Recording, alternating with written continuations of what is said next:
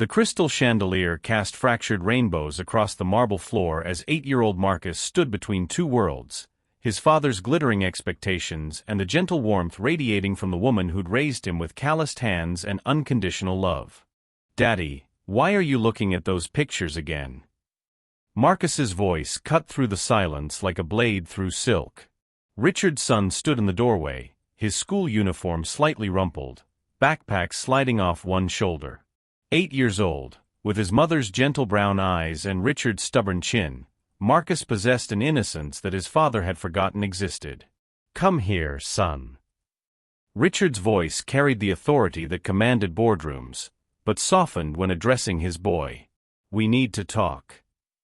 Marcus approached cautiously, his sneakers silent on the Persian rug that cost more than most cars. He'd learned to read his father's moods. The tight line of his shoulders meant business. The way his fingers drummed against the desk spelled serious conversation. "You know it's been 3 years since." Richard's voice caught. He still couldn't say it aloud. "Since Caroline died. Since cancer stole his wife and left him drowning in grief while trying to raise a son who missed his mother's bedtime stories and gentle laughter. Since Mommy went to heaven," Marcus finished quietly, climbing into the leather chair across from his father's desk. His feet didn't touch the floor. "Yes." Richard cleared his throat. "You're getting older, Marcus. We need stability. A mother figure. Someone appropriate." The word appropriate hung in the air like expensive perfume, present but artificial. Richard gestured to the photographs. "These are very accomplished women. Each one comes from good families, has excellent education, and understands our lifestyle." Marcus leaned forward, studying the images. Perfectly coiffed hair, designer gowns, practiced smiles that never quite reached their eyes.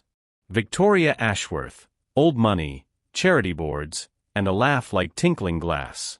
Sophia Wellington, Harvard MBA, art collector, and a handshake that could close million-dollar deals.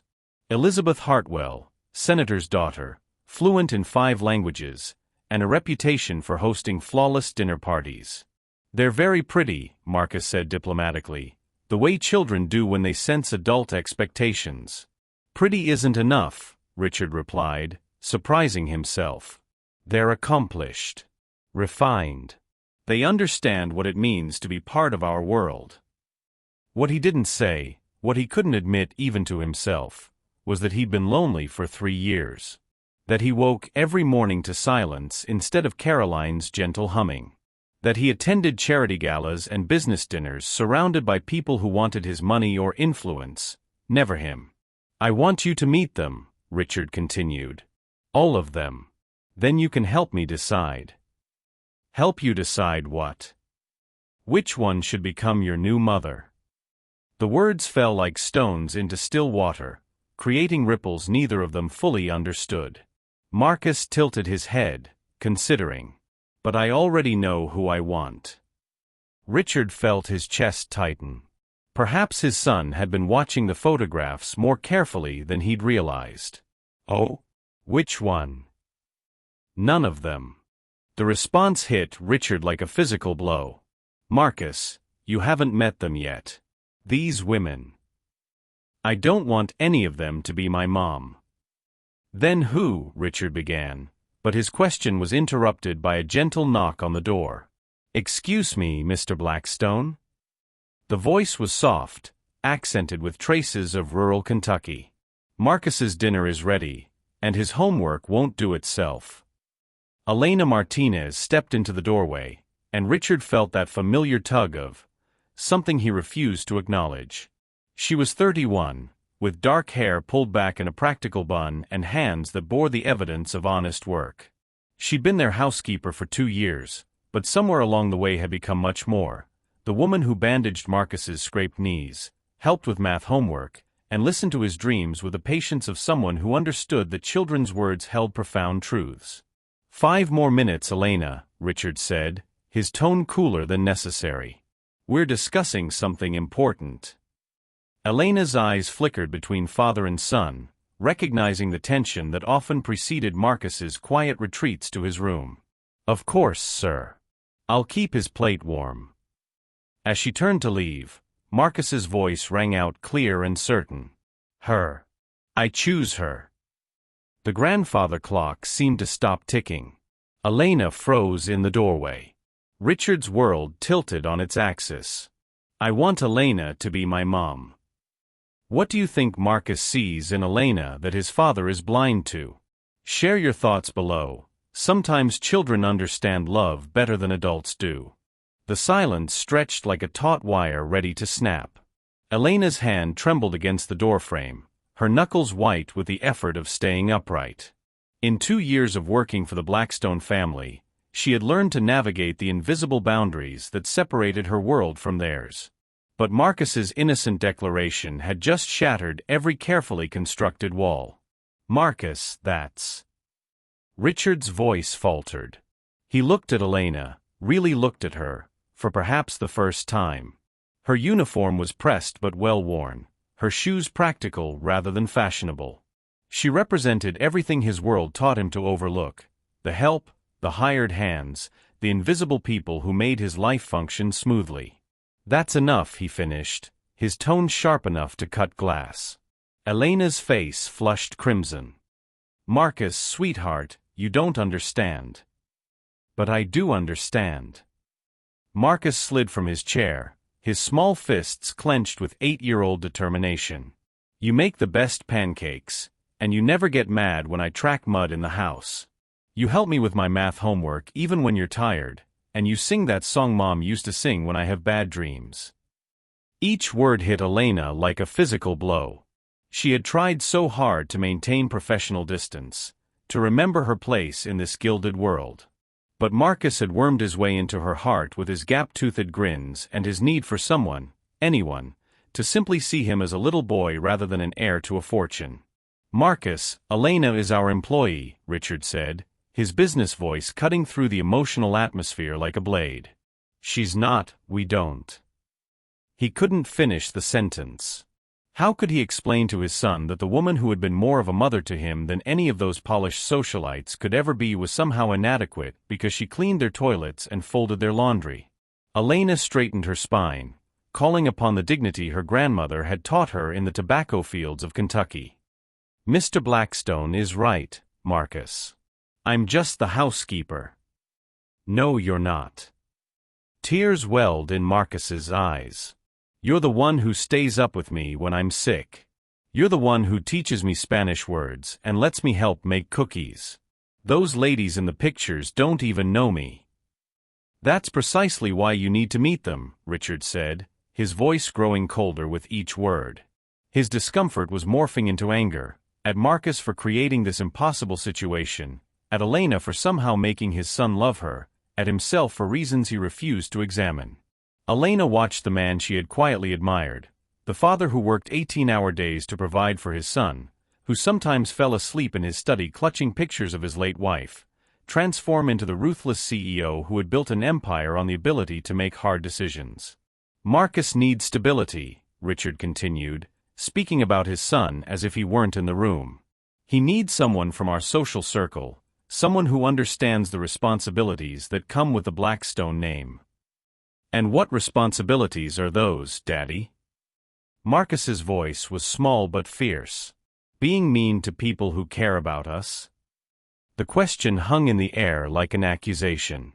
Elena felt her heart breaking, not for herself, but for the little boy who was learning that love could be complicated by things that shouldn't matter. She knelt to Marcus's eye level, her hands gentle on his shoulders.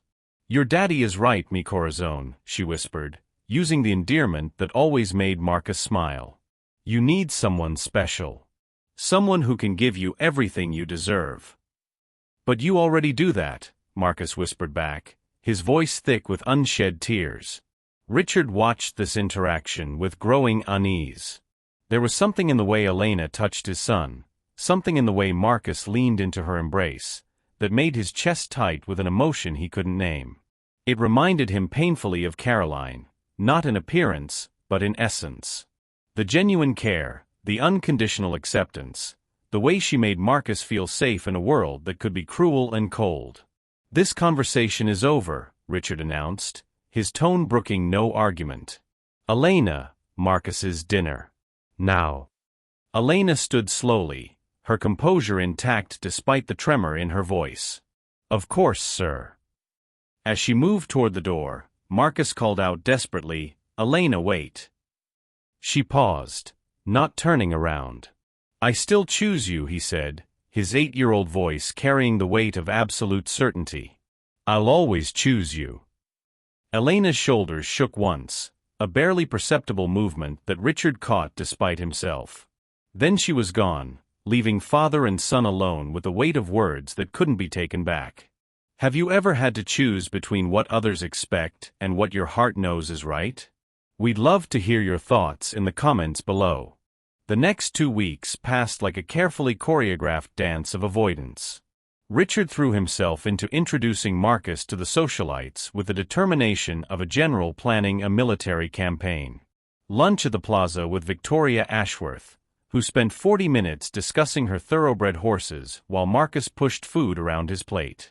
Afternoon tea with Sophia Wellington, who quizzed him about his academic performance as if he were applying for admission to an exclusive club. A museum visit with Elizabeth Hartwell, who explained Renaissance art in terms that made Marcus's eyes glaze over with boredom. Through it all, Elena maintained her professional distance with painful precision. She served meals without meeting Marcus's eyes, cleaned rooms with mechanical efficiency, and spoke only when spoken to. The warmth that had once filled the penthouse seemed to drain away, leaving behind marble and crystal that felt more like a mausoleum than a home. Marcus began having nightmares again, the same ones that had plagued him after his mother's death. But now when he cried out in the darkness, Elena didn't come. Richard would find his son huddled under covers, tears streaming down his face, calling for the woman who had been forbidden to comfort him. "She doesn't care about you anymore," Richard told himself during sleepless nights when he heard Marcus crying. "She's just the help. This is for the best." But even as he repeated these mantras, he found himself watching Elena when she thought no one was looking. The way her shoulders sagged when she thought she was alone. The careful way she set Marcus's favorite foods in front of him without a word. The tears she quickly wiped away when she thought no one could see. It was James Whitmore, Richard's oldest friend and business partner, who finally forced the conversation Richard had been avoiding. "You look like hell," James observed over lunch at their usual restaurant. "And don't tell me it's the Patterson deal. I've seen you handle hostile takeovers with more color in your cheeks." Richard pushed his salmon around his plate, the same way Marcus had been doing lately. "I'm fine." "Right. And I'm the Queen of England." James leaned back in his chair, studying his friend with the intensity that had made him one of New York's most successful attorneys. "This is about the boy, isn't it? And your quest to find him a suitable stepmother." "Marcus needs stability." "Marcus needs love," James corrected. "There's a difference, though I realize you've forgotten that distinction since Caroline died." The mention of his wife's name made Richard flinch. "Don't." "Someone has to say it, Richard. You've been dead inside for 3 years.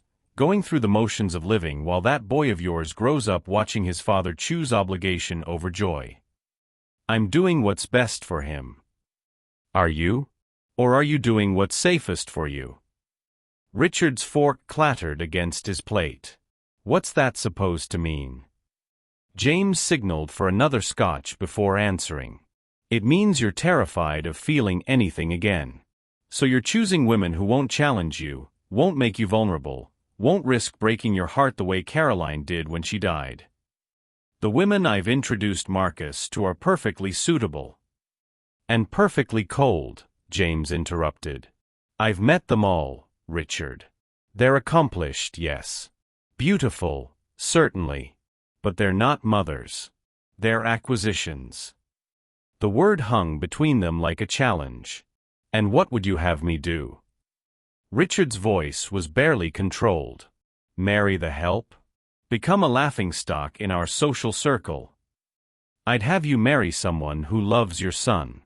Someone who might even love you, if you weren't such a stubborn ass. Richard felt heat rise in his chest. Elena is our housekeeper. Nothing more. Is she? James pulled out his phone, scrolling through photos. Because my wife was at the Children's Hospital charity auction last month, and she sent me this. The image on the phone screen made Richard's breath catch. Elena, in a simple blue dress that probably cost less than his tie, kneeling beside a hospital bed. In her arms was a little girl with no hair, clearly undergoing chemotherapy. The child was laughing at something Elena was whispering, her face bright with joy despite her circumstances. Turns out your help volunteers there every weekend, James continued. Has for years, apparently. Teaching Spanish to the kids, reading stories, just being present for children who need someone to care. Richard stared at the photo, something cracking open inside his chest. She doesn't do it for recognition, James pressed on. Doesn't even put it on social media like most of our crowd would. She just shows up. The way she shows up for Marcus every day. It doesn't matter, Richard said, but his voice lacked conviction. Doesn't it? When was the last time any of those socialites made Marcus smile? Really smile the way he used to? Richard couldn't answer, because he knew the truth. Marcus hadn't genuinely smiled since the day Elena had stopped being allowed to comfort him. His son was going through the motions, being polite to the women Richard paraded in front of him, but the light in his eyes had dimmed. That evening, Richard stood outside Marcus's bedroom door, listening to his son's muffled sobs. For 2 weeks, he'd told himself this was temporary, that Marcus would adjust, that he'd come to appreciate the sophistication and culture these women could provide. But children, Richard was learning, had an uncomfortable way of seeing truth that adults spent lifetimes trying to avoid. He pushed open the door to find Marcus curled around his mother's old pillow, the one that still faintly smelled of her perfume. Daddy. Marcus's voice was thick with tears. Why doesn't Elena talk to me anymore? Did I do something wrong? Richard sat on the edge of the bed, his throat tight. You didn't do anything wrong, son. Then why does it feel like she doesn't love me anymore? The question hit Richard like a physical blow. Because Elena did love Marcus, loved him enough to step back rather than complicate his life further. Loved him enough to endure her own heartbreak to preserve what she thought was best for him. The same way Caroline had loved them both.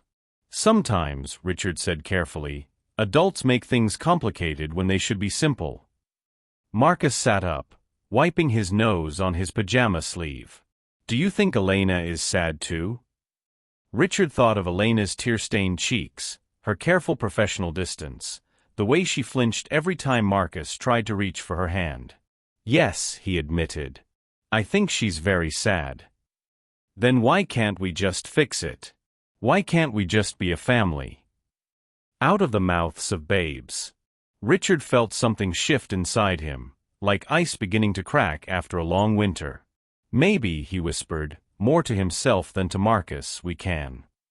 The revelation came at 2 a.m. on a Tuesday, when Richard found Elena crying in the kitchen. He'd come downstairs for water, unable to sleep for the third night in a row. The penthouse was dark except for a single light over the kitchen island, where Elena sat with her head in her hands, shoulders shaking with quiet sobs. She looked up as he entered, quickly wiping her eyes and standing. Mr. Blackstone, I'm sorry. I was just...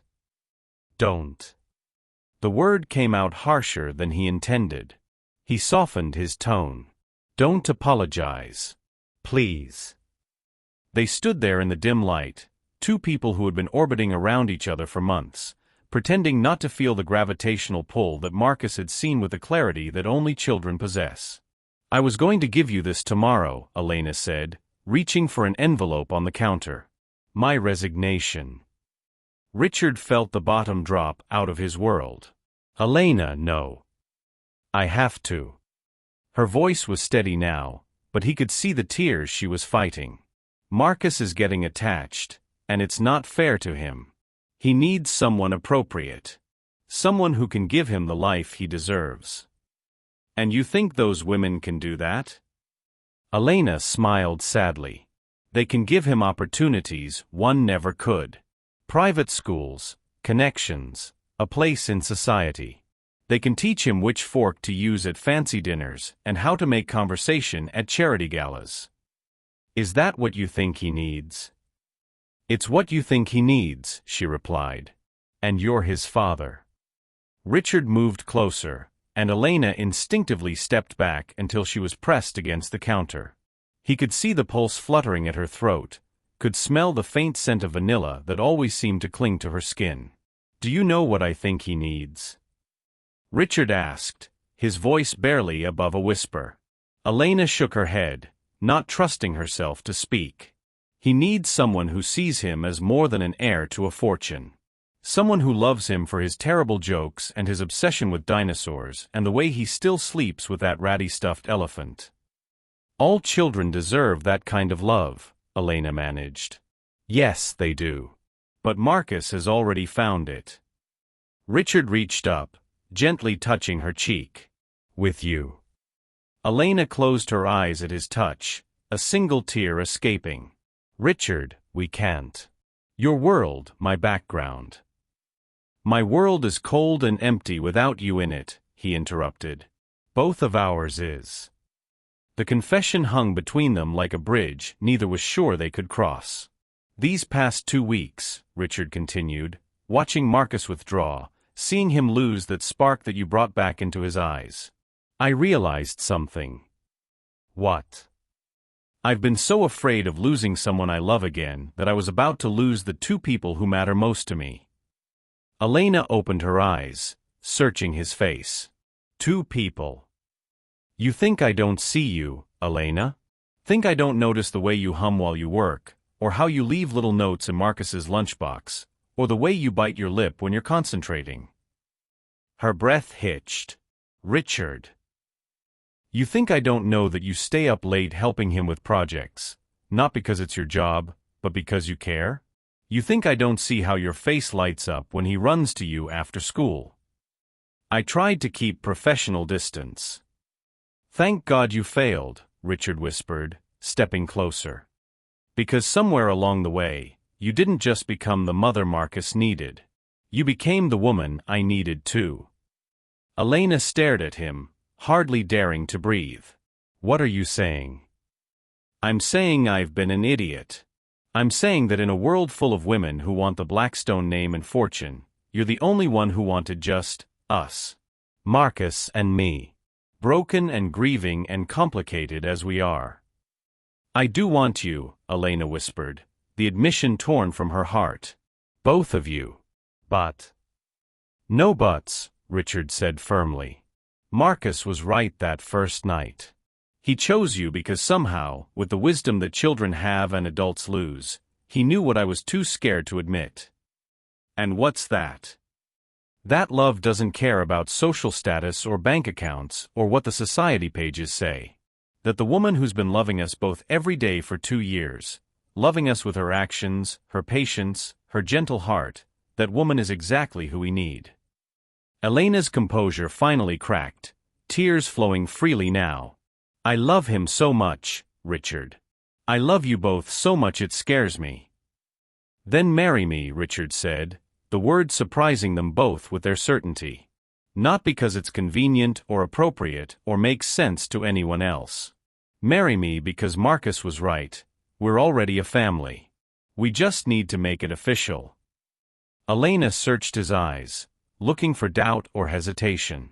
Instead, she found the same desperate hope she'd been carrying in her own heart. The Socialites can find other wealthy men to impress, Richard finished. I want the woman who loves my son's bedtime stories and makes terrible coffee and cries over sappy movies. Elena laughed through her tears. My coffee is not terrible.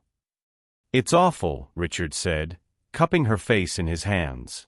And I want to drink it every morning for the rest of my life. Before she could respond, he kissed her, gently at first, then with the desperation of a man who had almost lost everything that mattered. They broke apart at the sound of small feet on marble. Does this mean Elena gets to stay? Marcus stood in the doorway, his hair sticking up at impossible angles, hope shining in his eyes. Richard looked at Elena, then at his son, feeling his heart expand in ways he'd forgotten were possible. "Forever," he promised. "If she'll have us." Elena knelt down, opening her arms as Marcus ran to her. "I'll always choose you too, mi corazón," she whispered into his hair. "Both of you." 6 months later, the same penthouse that had once felt like a beautiful prison had been transformed into something warmer, more lived in. Elena's touches were everywhere: fresh flowers on the dining table, children's artwork hung proudly next to million-dollar paintings, the scent of homemade bread wafting from a kitchen that was finally being used for more than reheating takeout. The wedding had been small and perfect, held in the penthouse garden with only James and his wife as witnesses, and Marcus serving as both ring-bearer and best man. Elena had worn a simple cream dress that cost less than the flowers at most society weddings, but she had never looked more beautiful. The society pages had been brutal for exactly 2 weeks, until the next scandal captured their attention. Richard discovered he didn't care what people thought, a revelation that surprised no one more than himself. "Daddy, Elena, look." Marcus burst into the living room, waving a piece of paper covered in gold star stickers.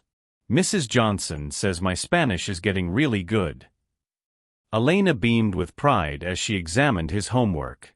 She'd been teaching him her native language, and Marcus had thrown himself into learning it with the enthusiasm he brought to everything Elena taught him. "Excellent, mi amor," she said, pulling him onto her lap. "Your abuela would be so proud." Richard watched from his armchair, still sometimes amazed by how natural this felt. How right. Elena fit into their lives not like a missing puzzle piece, but like someone who had always belonged there. "Are you excited about tomorrow?" Elena asked Marcus, who was practically vibrating with anticipation.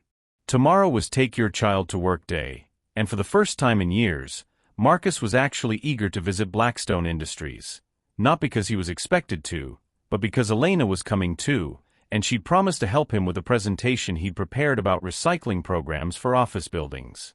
"I can't wait to show Elena where you work," Marcus said to Richard. "And I want her to meet Mr. Patterson and Ms. Rodriguez and—" "Slow down, buddy," Richard laughed. "She'll meet everyone." Elena had been nervous about entering Richard's professional world, worried about how his colleagues would react to his unconventional choice in wife. But Marcus's excitement was infectious, and she found herself looking forward to seeing this other side of the man she'd married. The doorbell rang, interrupting their family moment. Elena started to rise, but Richard waved her back down. "I'll get it. We're not expecting anyone." He returned moments later with James, who was carrying a bottle of champagne and grinning like he'd won the lottery. "We're celebrating," James announced without preamble. "What are we celebrating?" Elena asked, though she was smiling. James's good moods were infectious. "The Patterson Children's Hospital just announced the recipients of this year's Community Service Awards," James said, his grin widening. "And guess whose wife just won recognition for 5 years of volunteer service?" Elena's mouth dropped open. "What? No, that can't be right. I never applied for any award." "You didn't have to," Richard said softly, understanding flooding his features. "Someone nominated you." "Several someones, actually," James continued. "Parents of kids you've helped, hospital staff, even some of the children themselves. Apparently, you've become something of a legend there." Elena shook her head, overwhelmed. "I just read stories and practice Spanish with them. It's nothing special." "It's everything special," Marcus said with 8-year-old certainty. "You make people feel better just by being you." Richard felt his chest tighten with pride and love. This was the woman some people had deemed inappropriate for their family. This woman who gave her time and heart freely, who asked for nothing in return, who loved without reservation or condition. "There's more," James said, his voice gentling. "They want to honor you at their annual gala. Black tie, society reporters, the works. And they specifically requested that your family be there to support you." Elena looked panicked. Oh no. I can't. All those people, all that attention.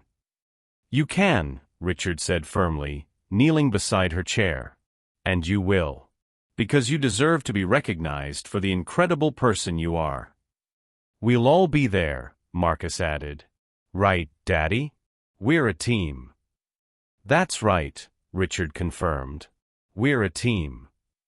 Elena looked around at her small but perfect family, at Marcus's encouraging smile, at Richard's proud expression, at James's warm approval, and felt something settle deep in her chest. This was belonging. This was home. Okay, she said, her voice stronger now. We'll go together. Together, Richard agreed, kissing her temple. Later that evening, after James had left and Marcus was tucked into bed, with Elena singing the lullaby that had become their nightly tradition, Richard and Elena stood on their balcony overlooking Central Park. Do you ever regret it? Elena asked quietly. Choosing this life over what was expected? Richard pulled her closer, breathing in the vanilla scent of her hair. The only thing I regret is waiting so long to listen to Marcus. He knew what we needed before we did. Children see things clearly, don't they? They see love, Richard said. Adults complicate it with rules and expectations and fear. But children just see love. Elena smiled, thinking of that night 6 months ago when everything changed. Marcus chose well. We all did, Richard corrected. We all chose love. In the apartment below, Marcus dreamed of Spanish words and gold stars, of a mother who smelled like vanilla and sang lullabies, of a father who smiled more now and worried less. He dreamed of a family that had been broken but was now whole, held together not by blood or obligation, but by the simplest and strongest force in the universe. Love had won, the way it always does when people are brave enough to choose it. What's the most important lesson you think Marcus taught his father in this story? Share your thoughts in the comments. Sometimes the greatest wisdom comes from the smallest voices.